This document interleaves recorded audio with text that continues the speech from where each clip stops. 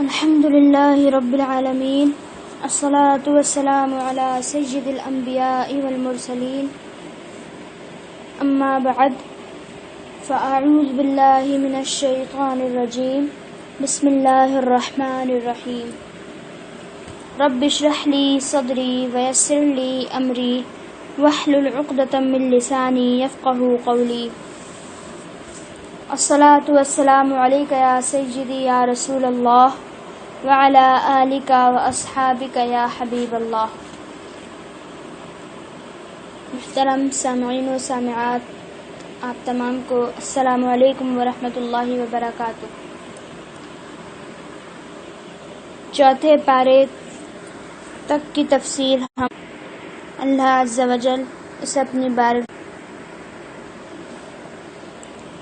شرف قبولیت عطا فرمائے۔ آج انشاءاللہ العزیز ہم 5ویں پارے کی تفسیر سماعت کریں گے، بیان کریں گے۔ اللہ پاک ہماری کوشش کو اور کاوش کو اپنی بارگاہ میں قبول و منظور فرمائے۔ 5ویں پارے میں جو باتیں بیان ہوئیں وہ خانہ داری کے بارے میں، کہ اگر بیوی نافرمان ہو تو اس کی کس طریقے سے اصلاح کی جائے۔ پھر اس میں ایک قصے کا بھی بیان ہے کہ جو ایک یہودی اور ایک مسلمان کے درمیان پیش آیا۔ نیز جہاد کی ترغیب دی گئی ہے، صلاۃ الخوف کے بارے میں بتایا گیا ہے، اور حق کے راستے پر، سیدھے راستے پر قائم رہنے کی ترغیب دی گئی ہے۔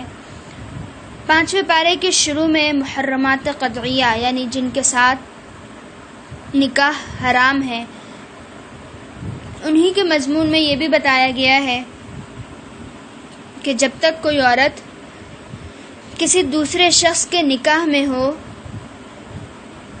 تو اس سے نکاح حرام ہے، یہاں تک کہ اگر شوہر نے طلاق بھی دے دی تو عدت کے اندر نکاح اور واضح الفاظ میں نکاح کا پیغام دینا بھی حرام ہے۔ ہاں، عدت کے بعد عورت اپنی رضامندی سے دوسرے شخص کے ساتھ نکاح کر سکتی ہے۔ آیت نمبر 25 میں فرمایا کہ جو شخص آزاد عورتوں سے نکاح کی استطاعت نہیں رکھتا وہ کنیزوں سے نکاح کر سکتا ہے، لیکن اب یہ غلام اور کنیزوں کا دور نہیں ہے۔ آیت نمبر 29 میں بتایا کہ باطل طریقوں سے، یعنی جوا، سٹا، غصب، چوری، ڈاکہ، خیانت، رشوت، جھوٹی قسم کھا کر اور جھوٹی گواہی کے ذریعے ایک دوسرے کا مال کھانا حرام ہے۔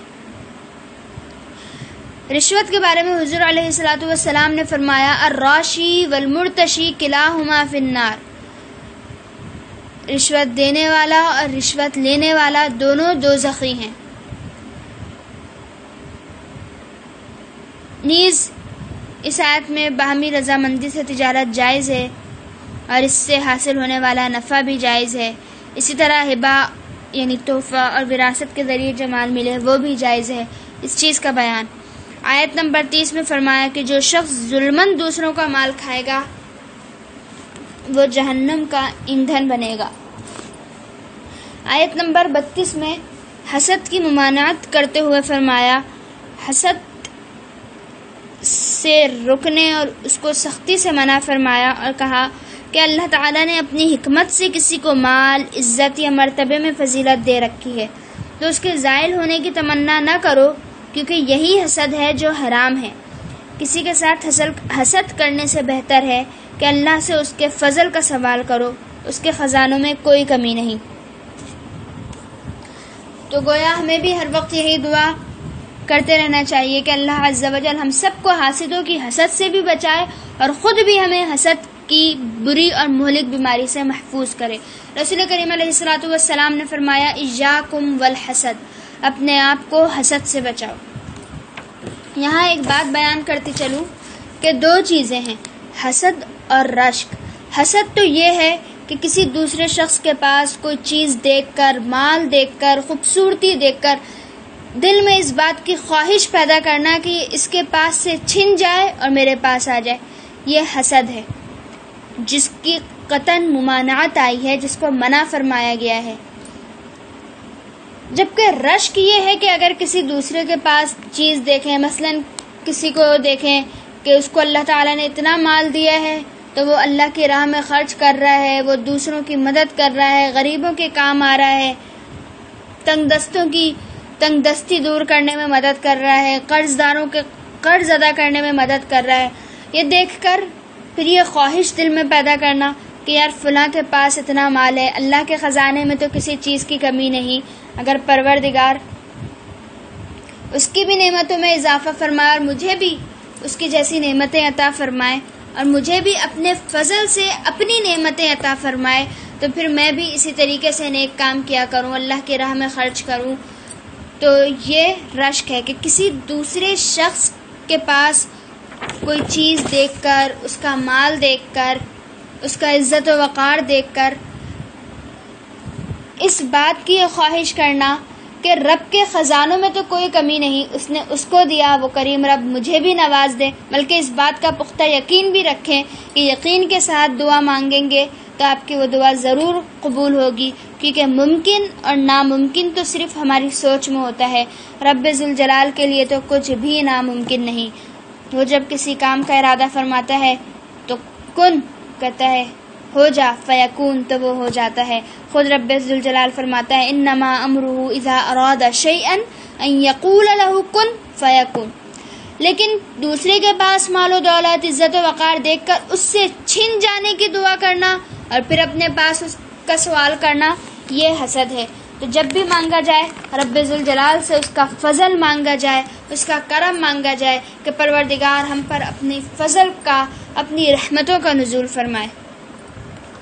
آیت نمبر 34 میں اللہ تعالی فرماتا ہے مرد عورتوں کے منتظم اور کفیل ہیں، کیونکہ اللہ نے ان میں سے ایک کو دوسرے پر فضیلت دی ہے، اور اس لیے بھی کہ مردوں نے ان پر اپنے مال خرچ کیے ہیں. چونکہ مردوں کے ذمے کفالت کی ذمہ داری ہوتی ہے اور ان کے اوپر خرچہ ہوتا ہے گھر والوں کا، یہی وجہ ہے کہ وراثت میں بھی مرد کو لڑکی سے یا بیٹے کو بیٹی سے دگنا حصہ ملتا ہے. پھر یہ بھی بتایا گیا کہ اگر عورت شوہر کی نافرمان ہو تو اس کی اصلاح کس طرح کی جائے. پہلے اسے پیار و محبت سے سمجھایا جائے، نہیں مانے تو وقتی طور پر کچھ وقت کے لیے اس کے بستر کو علیحدہ کر دو، تھوڑی سی ڈانٹ ٹپٹ کرو. اور یہ بھی بتاتی چلوں کہ جو عورت شوہر کی نافرمان ہوتی ہے اسے ناشزہ کہا جاتا ہے. پھر کہتے ہیں کہ اگر ان اقدامات سے عورت اصلاح قبول کر لے تو اس پر سختی نہ کرو. عورت پر سختی کرنے کی بہت ممانعت آئی ہے. پھر آگے اسی بات کا بیان ہے کہ اگر ان اقدامات سے بھی یہ معاملہ اور یہ لڑائی جھگڑا دور نہ ہو تو پھر یہی طریقہ تعلیم ہے کہ شوہر اور بیوی دونوں کے خاندانوں سے ایک ایک انصاف کرنے والا آئے، مل بیٹھیں. پھر اگر دونوں میاں بیوی اصلاح پسند ہوں گے، رشتے کو قائم رکھنا چاہ رہے ہوں گے، تو اللہ تعالیٰ ان کے درمیان اتفاق پیدا فرما دے گا. یعنی اس آیت سے ہمیں یہی پتہ چلتا ہے کہ پروردگار اور قرآن نے ہر حال میں ازدواجی زندگی کو خوشگوار رکھنے کو بڑی اہمیت دی ہے. پھر آیت نمبر 36 سے اللہ تعالیٰ نے توحید کا حکم فرمایا اور شرک کی ممانعت فرمائی. اس کے بعد حقوق العباد کا بیان ہوا.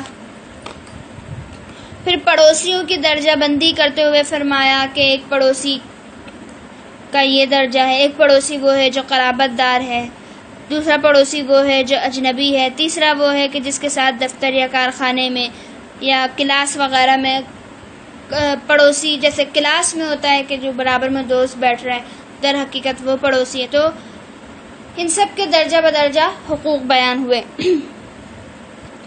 دین اسلام میں پڑوسیوں کے بہت زیادہ حقوق آئے ہیں، بلکہ آپ علیہ الصلاۃ والسلام تو فرماتے ہیں کہ جبریل امین مجھے پڑوسی کے حقوق کے بارے میں اس قدر تاکید کرتے رہے کہ مجھے یہ گمان گزرا کہ شاید پڑوسی کو ہی وارث بنا دیا جائے گا. آیت نمبر 37 سے 40 میں بخل اور ریاکاری کی ممانعت اور اللہ کی راہ میں خرچ کرنے کا حکم ہوا ہے۔ آیت نمبر 41 میں فرمایا کہ قیامت کے دن تمام انبیاء اپنی اپنی امتوں کے احوال اور اعمال کی شہادت دیں گے، اور حضور علیہ الصلوۃ والسلام انبیاء کرام کی شہادت کے درست ہونے کی گواہی دیں گے۔ اسی آیت سے ہمیں عقائد عالم صلی اللہ علیہ وسلم کی شان اور ان کی عظمت کا بھی اندازہ ہوتا ہے کہ رسول کریم علیہ الصلوۃ والسلام تمام انبیاء کرام کی شہادت کے درست ہونے کی گواہی دیں گے، یعنی تمام انبیاء کرام تو اپنی اپنی امتوں کے احوال اور ان کے اعمال کی گواہی دیتے جائیں گے، لیکن سرکار دو عالم صلی اللہ علیہ وسلم ان تمام کی شہادت کے صحیح ہونے کی پروردگار کی بارگاہ میں گواہی دیں گے۔ یہاں سے پتہ چلا کہ حضور علیہ الصلوۃ والسلام تو ظاہری طور پر ان کے دور میں تھے ہی نہیں، پھر سرکار دو عالم صلی اللہ علیہ وسلم کس طریقے سے گواہی دیں گے؟ تو پتہ چلا کہ جو موجود ہو اور تمام ہی احوال کو اور چیزوں کو سمجھ رہا ہو، دیکھ رہا ہو، تو گواہی وہی دے سکتا ہے۔ یہاں سے ہمیں حضور صلی اللہ علیہ وسلم کے حاضر و ناظر ہونے کا بھی ثبوت ملتا ہے۔ نیز رب ذوالجلال کا فرمان بھی ہے وَعَلَّمَكَ مَا لَمْ تَكُنْ تَعْلَمْ وَكَانَ فَضْلُ اللَّهِ عَلَيْكَ عَظِيمًا۔ محبوب، آپ کو ہم نے وہ کچھ سکھا دیا جو آپ نہیں جانتے تھے، اور پروردگار کا یہ آپ پر بڑا فضل ہے۔ آیت نمبر 44 میں یہود کی گمراہیوں اور سرکار دو عالم صلی اللہ علیہ وسلم کو تسلی دینے کا ذکر ہے۔ آیت نمبر 42 میں انبیاء اور رسل کی نافرمانی کرنے والوں کے لیے پچھتاوے کا ذکر ہے۔ آیت نمبر 43 میں نماز کے چند مسائل بیان ہوئے کہ نشے کی حالت میں نماز ادا نہ کرو۔ اب نماز تو کسی بھی حالت میں نہیں چھوڑی جا سکتی، تو یہی پتہ چلا کہ مسلمان کو ہر قسم کا نشہ ہی چھوڑ دینا چاہیے۔ پھر کچھ تیمم کے مسائل بھی بیان ہوئے۔ آیت نمبر 46 میں یہودیوں کی ایک بہت ہی بری عادت کا ذکر ہے کہ وہ کلام الہی میں رد و بدل کرتے ہیں۔ اب اس کی ایک صورت تو یہ ہے کہ کسی لفظ کو اپنے مقام سے ہٹا دیا یا اسے چھپا دیا، لیکن جب انہیں اللہ کا حکم سنایا جاتا ہے تو کہتے ہیں ہم نے سنا اور ہم نے اطاعت کی۔ یعنی ان کو یہ کہنا چاہیے، جب انہیں اللہ کا حکم سنایا جاتا ہے تو ان کو یہ کہنا چاہیے کہ ہم نے سنا اور ہم نے اطاعت کی، لیکن یہ کہنے کے بجائے وہ کہتے ہیں ہم نے سنا اور ہم نے نافرمانی کی اور آپ کا حکم نہ سنا جائے۔ اور وہ راعینا یعنی ہماری رعایت کیجیے کہ کلمے کو زبان پھیر کر راعینا، کہ جس کے معنی ہمارے چرواہے کے ہوتے ہیں، یعنی اہانت آمیز معنوں میں استعمال کرتے ہیں، اس طریقے کے الفاظ استعمال کرتے ہیں۔ یہ سب اللہ عز و جل کے رسول کریم صلی اللہ علیہ وسلم سے نفرت کی وجہ سے ہے، اور اسی وجہ سے اللہ تعالیٰ کی ان پر لعنت برستی ہے۔ اللہ تعالیٰ نے ان سے فرمایا کہ جس طرح تم کلمات الہی کو بگاڑتے ہو، سزا کے طور پر تمہاری صورتیں بھی اسی طرح بگاڑی جا سکتی ہیں۔ آیت نمبر 48 میں فرمایا کہ اللہ تعالیٰ شرک کے گناہ کو کسی صورت میں معاف نہیں فرماتا، اس کے علاوہ جس کے لیے چاہے اس سے کمتر گناہوں کو معاف فرما دیتا ہے۔ آیت نمبر 49 میں اپنی پاک بازی بیان کرنے والوں کا رد ہے، فرمایا کہ اللہ جسے چاہتا ہے پاک کرتا ہے۔ آیت نمبر 51 میں اہل کتاب بت اور شیطان پر ایمان لاتے ہیں، ان کا بیان ہے۔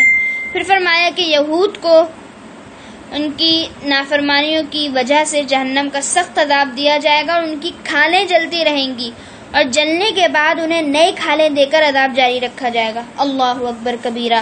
آیت نمبر 58 میں اللہ تعالیٰ نے فرمایا کہ امانتیں ان کے حقداروں کو دو، اور جب فیصلہ کرنے لگو تو انصاف کے ساتھ فیصلہ کرو۔ یہ ایک بہت ہی اہم تعلیم دی کہ جب فیصلہ کرنے لگو تو انصاف کے ساتھ فیصلہ کرو۔ افسوس کے ساتھ کہ آج ہمیں یہی دیکھنے میں آتا ہے کہ ہمارے ہاں انصاف کے ساتھ فیصلے نہیں ہوتے۔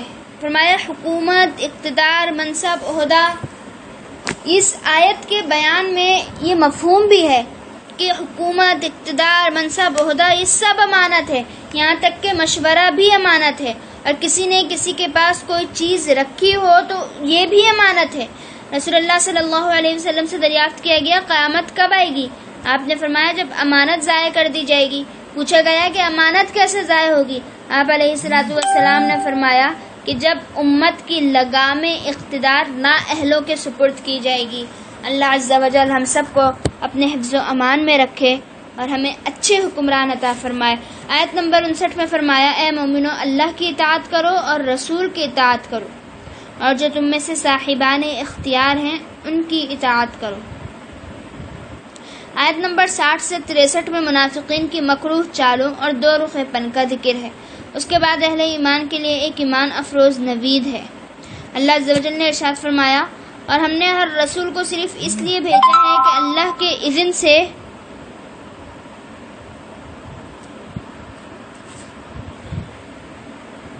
اس کی اطاعت کی جائے، اور جب یہ اپنی جانوں پر ظلم کر بیٹھیں، وَلَوْ أَنَّهُمْ إِذْ ظَلَمُوا أَنفُسَهُمْ جَاءُوكَ، تو اے رسول یہ آپ کے پاس آئیں، فَاسْتَغْفَرُوا اللَّهَ وَاسْتَغْفَرَ لَهُمُ الرَّسُولُ، اور اللہ سے اپنے گناہوں کی بخشش مانگے اور رسول بھی ان کے لیے دعائیں مغفرت کریں، لَوَجَدُوا اللَّهَ تَوَّابًا رَحِيمًا، تو یہ ضرور اللہ کو بہت توبہ قبول کرنے والا، بے حد رحم کرنے والا پائیں گے۔ تو یہ مسلمانوں کے لیے ایک بہت ہی اچھے انداز میں دعا بھی سکھائی گئی، انہیں تسلی بھی دی گئی اور انہیں یہ خوشخبری سنائی گئی کہ اگر تم گناہ کر بھی چکے، تم سے کوئی گناہ سرزد بھی ہو گیا، تو اب یہ ایسی بات نہیں ہے کہ اب تمہیں اس کی معافی نہیں مل سکتی، بلکہ اگر تم نے گناہ کر لیا تو اب آؤ، لوٹ آؤ، بلکہ اس نبی کی بارگاہ میں آ جاؤ اور اللہ عز و جل کو اس کے حبیب کا وسیلہ پیش کر کے دعا کرو۔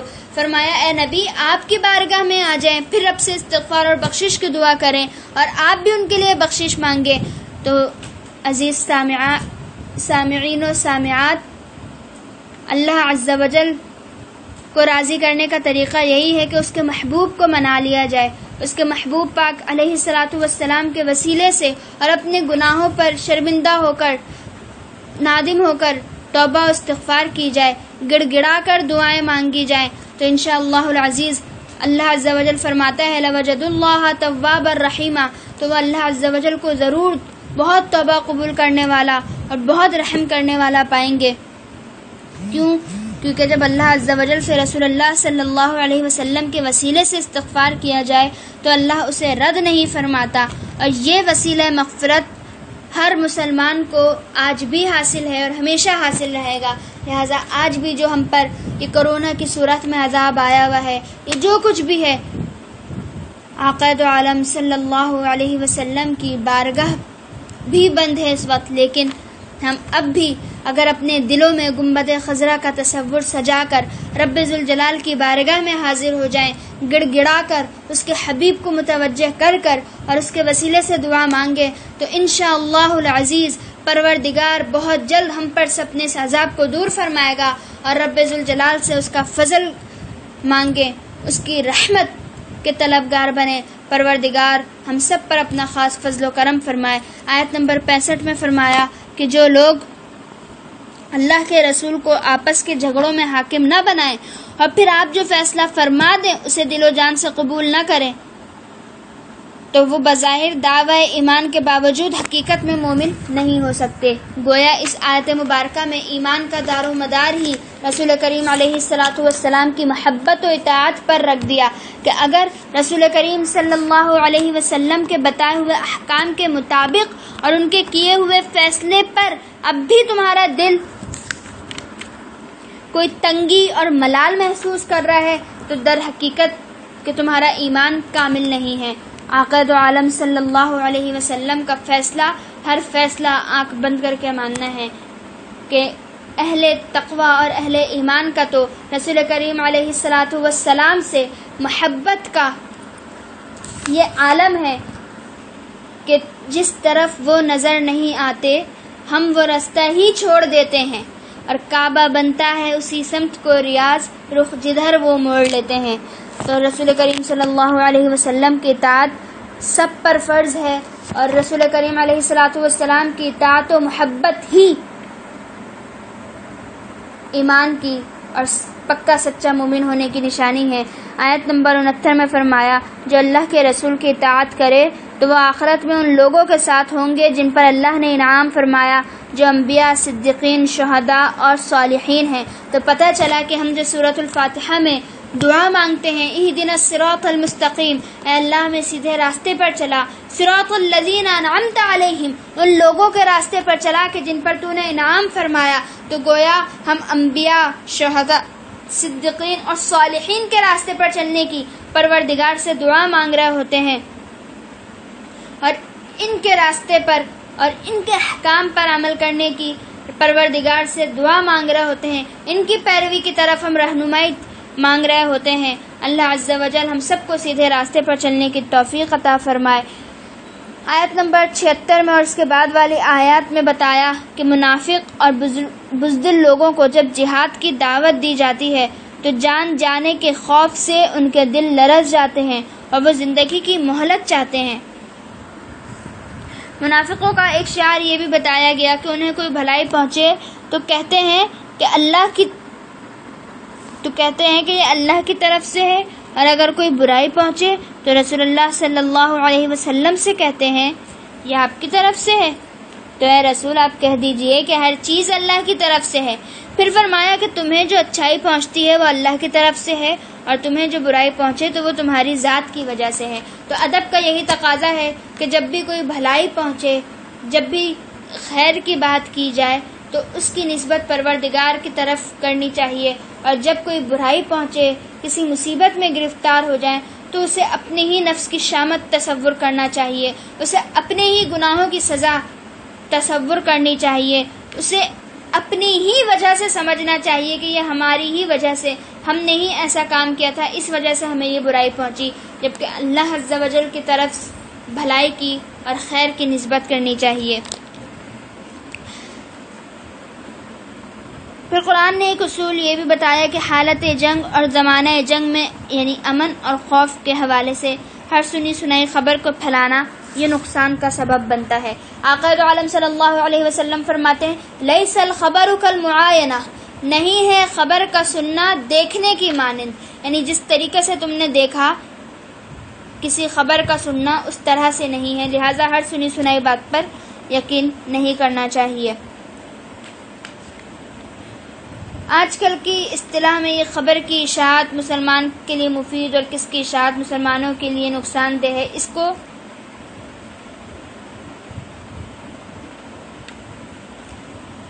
اور بہت زیادہ یہ عام ہے، اور ایسے زمانوں میں خبروں پر نگرانی کا اہتمام ہونا چاہیے۔ آج کل اور جدید دنیا میں بھی حالت جنگ میں خبروں کی اشاعت سرکاری کنٹرول سے ہوتی ہے، اس کا فیصلہ کرنا اہل نظر اور سیاست و جنگ کے ماہرین کا کام ہوتا ہے۔ آیت نمبر 84 میں نبی کریم صلی اللہ علیہ وسلم کو خود جہاد کرنے اور مومنین کو جہاد کی ترغیب دینے کا حکم ہے۔ آیت نمبر 86 میں معاشرتی آداب بتائے گئے کہ جب تمہیں کسی لفظ سے سلام کیا جائے تو تم اس سے بہتر الفاظ میں جواب دو، جیسے السلام علیکم کے جواب میں کہا جائے وعلیکم السلام ورحمۃ اللہ وبرکاتہ۔ پھر زمانہ جنگ میں مسلمانوں کو کئی طرح کے لوگوں سے واسطہ پڑتا تھا۔ اس بات کا بیان ہے کہ وہ منافقین جو دل سے مسلمانوں کی تباہی اور ناکامی چاہتے ہیں، کچھ وہ تھے جو جنگ سے بھاگنا چاہتے تھے، پرہیز کرنا چاہتے تھے۔ منافقین کا گروہ تھا جو مسلمان اور اپنی قوم دونوں کے ساتھ امن چاہتا تھا۔ پھر آیت نمبر 92 میں قتل خطا کا حکم بیان ہوا ہے، یعنی اگر کسی مسلمان کے ہاتھوں پر غلطی سے کسی مسلمان کا قتل ہو جائے تو اس کی تلافی کے لیے کفارہ بھی دینا ہوگا اور مقتول کے ورثاء کو دیت بھی دینی ہوگی، سوائے اس کے کہ مقتول کے ورثاء دیت معاف کر دیں۔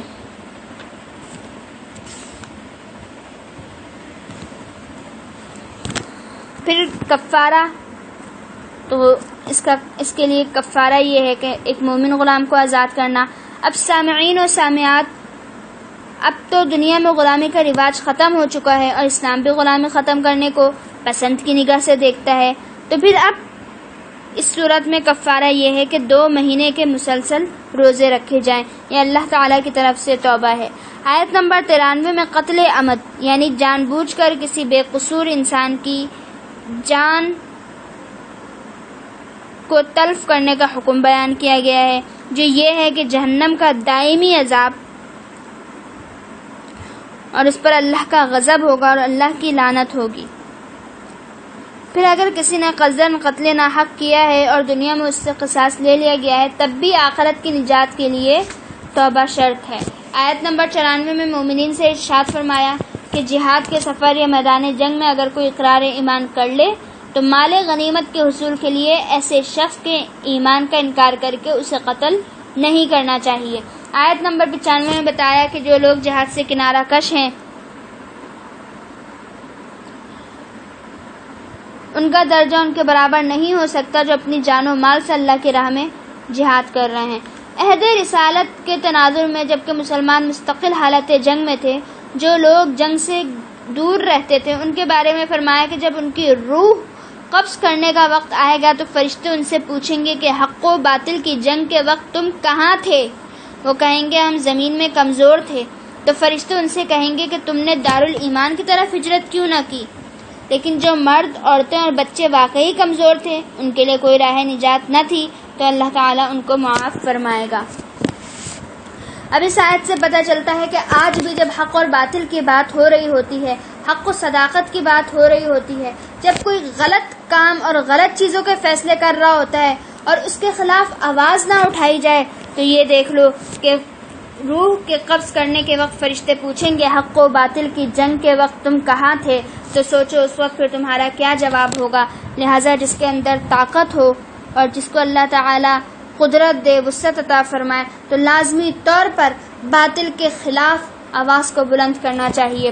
آیت نمبر 101 اور بعد کے آیات میں مسافر کے لیے نماز قصر کا حکم بیان ہوا ہے۔ مسافت سفر کی مقدار تقریباً 98 کلومیٹر ہے۔ آیت نمبر 104 میں فرمایا کہ دشمن کے تعاقب یعنی ان کو پکڑنے میں سستی نہ دکھاؤ۔ آیت نمبر 105 سے لے کر 108 میں عہد رسالت میں پیش آنے والے ایک یہودی اور مسلمان کے درمیان چوری کے معاملے میں ہونے والے فیصلے کے ایک خاص واقعے کی طرف اشارہ ہے۔ جب مسلمانوں کے ایک قبیلے کے کچھ افراد جان بوجھ کر گناہ گار کو بے گناہ اور بے گناہ کو گناہ گار ثابت کرنا چاہتے تھے کہ اللہ تعالیٰ نے اپنے پیارے حبیب کو حقیقت حال کا علم عطا فرما دیا اور فرمایا کہ گناہ گار اپنا ہو یا پرایا، گناہ گار کو سزا ملنی چاہیے اور اس لیے اس کی حمایت نہیں کرنی چاہیے کہ وہ اپنا ہے، اور بے گناہ کی حمایت کرنی چاہیے اگرچہ وہ غیر ہی کیوں نہ ہو۔ تو یہاں پر یہ واقعہ ہے کہ جو مسلمان تھا، لیکن بظاہر تو مسلمان تھا پر وہ منافق تھا، اصل میں قصوروار وہ تھا، یہودی قصوروار نہیں تھا۔ حضور علیہ الصلوۃ والسلام نے اسی کے حق میں کہ جو یہودی تھا اور جو جس کی غلطی نہیں تھی بلکہ منافق مسلمان کی غلطی تھی، تو حضور علیہ الصلوۃ والسلام نے جب اس کے حق میں فیصلہ دیا تو یہاں اس کو یہ بات بہت بری لگی، لیکن چونکہ اللہ عز و جل نے اپنے پیارے حبیب کو علم عطا فرما بھی دیا تھا اور یہ بھی پتا تھا کہ گناہ گار اپنا ہو یا پرایا، سزا گناہ گار کو ہی ملے گی، تو جب اس کے خلاف اور یہودی کے حق میں سرکار دو عالم صلی اللہ علیہ وسلم نے اپنا فیصلہ سنا دیا تو مسلمان کو، بظاہر مسلمان تھا، اس کو یہ بات بہت ناگوار گزری اور پتہ چلا کہ جو گناہ گار ہو نہ کسی کے دباؤ میں آ کر نہ کسی کی بات رکھنے کی خاطر کبھی بھی بے گناہ کو سزا نہیں دینی چاہیے۔ اللہ عز و جل کے اور اس کے حبیب پاک علیہ الصلوۃ والسلام کے فرمان پر ہی عمل کرنا چاہیے، اور سرکار دو عالم صلی اللہ علیہ وسلم نے جس چیز کا فیصلہ فرما دیا اسی کو ہی اختیار کرنا چاہیے، اسی پر ہی عمل کرنا چاہیے کہ یہی ایمان کا دار و مدار ہے۔ اللہ فرماتا ہے کہ جو کوئی گناہ کا کام کرے یا اپنی جان پر ظلم کرے پھر اللہ سے مغفرت طلب کرے تو وہ اللہ کو غفور اور رحیم پائے گا اور ہر شخص کی بدعمالیوں کا وبال اسی پر آئے گا۔ آیت نمبر 115 میں فرمایا کہ عملی اقدامات کے بغیر صرف مشوروں اور میٹنگوں میں کوئی بھلائی نہیں، اور عملی اقدامات کرنے والوں کے لیے اجر عظیم ہے۔ لہٰذا کسی بھی کام کے لیے صرف مشورہ کرنا یا اس کا صرف ارادہ کرنا، اگرچہ نیک کام کا اپنے ارادہ کیا آپ کو اس کا بھی ثواب ملے گا، لیکن اس پر عمل کرنے کا عزم مصمم کریں، پختہ ارادہ کریں، اس پر عمل کریں اور پھر تسلسل کے ساتھ، ثابت قدمی کے ساتھ اس عمل کو کرتے رہیں کہ اللہ عز و جل کے نزدیک وہ عمل بہت زیادہ پسندیدہ ہے اور محبوب ہے کہ جو تسلسل کے ساتھ کیا جائے۔ آیت نمبر 116 میں فرمایا کہ اللہ تعالیٰ شرک کے علاوہ تمام گناہوں کو معاف فرما دیتا ہے۔ اللہ تعالیٰ نے شیطان کے پیروکاروں کے لیے جہنم کی وعید سنائی ہے مومنین کاملین کے لیے جنت کی بشارت دی ہے۔ آیت نمبر 122 اور 123 میں بیان ہوا کہ نجات کا دار و مدار آرزوؤں اور جھوٹی امیدوں پر نہیں بلکہ عمل صالح پر ہے، اور جو برا عمل کرے گا اس کا بدلہ پائے گا۔ آیت نمبر 125 میں اللہ تعالیٰ نے فرمایا، اس سے اچھا دین کس کا ہوگا جو اپنے آپ کو اللہ کی بندگی کے سپرد کر دے اور وہ نیکوکار ہو اور ملت ابراہیم کا پیروکار ہو۔ تو یہاں پر مسلمانوں کو یہ تعلیم اور یہ ترغیب دی گئی کہ دین اسلام پر قائم رہیں، جس پر پیغمبر ابراہیم علیہ السلام بھی قائم تھے، اور ان کا یہ دین ان کی ملت کے پیروکار بن کر رہیں۔ آیت نمبر 127 میں یتیم لڑکیوں کے میراث میں حصے، شادی کے معاملات وغیرہ، مہر وغیرہ کے بارے میں ذکر فرمایا۔ آیت نمبر 128 میں فرمایا کہ اگر کوئی عورت اپنے خاوند سے نکاح برقرار رکھنے کے لیے اپنے حقوق کو چھوڑ کر صلح کرنا چاہے تو کوئی حرج نہیں، اور شوہر کو احسان کرنے اور اللہ سے ڈرنے کی ترغیب دی گئی ہے۔ قرآن نے اور دین اسلام نے عورتوں کو بہت اعلیٰ حقوق مہیا اور عطا کیے ہیں، ورنہ زمانے جاہلیت میں عورت کی کوئی قدر و قیمت نہیں تھی، لیکن دین اسلام نے یوں سمجھ لیجئے کہ عورت کو پستی سے نکال کر بلندی عطا فرما دی۔ آیت نمبر 129 میں فرمایا کہ تم پورا انصاف نہیں کر سکتے، لیکن یہ نہ ہو کہ ایک بیوی کی طرف مکمل جھک جاؤ اور دوسری کو بالکل نظر انداز کر کے لٹکا دو، بلکہ انصاف سے کام لیتے رہو، اور اگر نباہ نہ ہو سکے اور جدائی ہو جائے تو اللہ تعالیٰ بہتر اسباب پیدا فرمانے والا ہے۔ آیت نمبر 135 میں اللہ تعالیٰ نے فرمایا، اے مومنو، انصاف پر مضبوطی سے قائم رہنے والے اور اللہ کے لیے گواہی دینے والے بن جاؤ۔ آیت نمبر 136 میں ایمان والوں کو دین پر ثابت قدم رہنے کی تاکید فرمائی ہے۔ آیت نمبر 142 سے منافقین کی عادت بد کا ذکر ہے۔ ایک علامت یہ بتائی کہ نماز میں سستی کرتے ہیں، تو نماز میں سستی کرنے والے جو کرتے ہیں تو دیکھ لیں کہ ان کو نماز میں سستی، نماز تو ویسے بھی فرض ہے اور یہ تو معراج کا تحفہ ہے، الصلاۃ معراج المومن، نماز مومن کی معراج ہے، لیکن قرآن پاک میں دیکھ لیں کہ نماز میں سستی کرنا یہ کن لوگوں کی علامت بتائی؟ منافقین کی۔ نماز کو ایک بوجھ سمجھتے ہیں، صرف دکھاوے کے لیے نماز پڑھتے ہیں۔ تو بہرحال مسلمانوں کو ہمیشہ اخلاص کے ساتھ عبادت کرنی چاہیے اور اخلاص کے ساتھ ہی عبادت کی دعا مانگنی چاہیے۔ نماز میں سستی نہیں کرنی چاہیے کہ منافقین کی علامات میں سے ایک علامت یہ ہے کہ وہ نماز میں سستی کرتے ہیں، نماز کو بوجھ سمجھتے ہیں، دکھاوے کے لیے نماز پڑھتے ہیں، مسلمانوں کو دھوکہ دیتے ہیں، ہمیشہ کفر اور ایمان کے بیچ ڈگمگائے رہتے ہیں۔ اسی لیے فرمایا کہ منافقین جہنم کے سب سے نچلے طبقے میں ہوں گے۔ اللہ عز و جل ہم سب کو نماز کی پابندی کی توفیق عطا فرمائے اور نماز کو قائم کرنے کی توفیق عطا فرمائے۔ آیت نمبر 146 میں توبہ کرنے والوں اور دین پر مضبوطی سے جمے رہنے والوں کے لیے اجر عظیم کا ذکر فرمایا۔ آیت نمبر 147 میں فرمایا کہ اللہ کا عذاب تو ناشکروں اور بے ایمانوں کے لیے ہے، اگر تم شکر گزار بنو اور ایمان لے آؤ تو اللہ تمہیں عذاب دے کر کیا کرے گا۔ عزیز سامعات، وہ پروردگار تو بہت کریم ہے، بہت رحیم ہے، وہ عذاب دے کر کیا کرے گا۔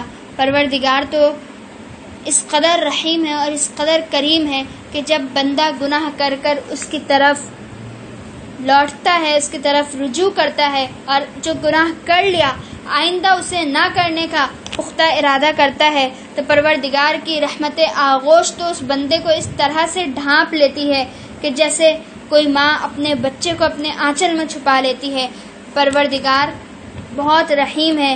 اس کا اندازہ اسی سے ہوتا ہے کہ اللہ عز و جل نے سورۃ الفاتحہ میں بھی اپنے رحمان اور رحیم ہونے کا ذکر پہلے فرمایا اور مالک یوم الدین، روز جزا کا مالک ہونے کا ذکر بعد میں فرمایا۔ گویا پروردگار کی رحمت اور اس کا رحمان ہونا اس کے جبار ہونے پر غالب ہے۔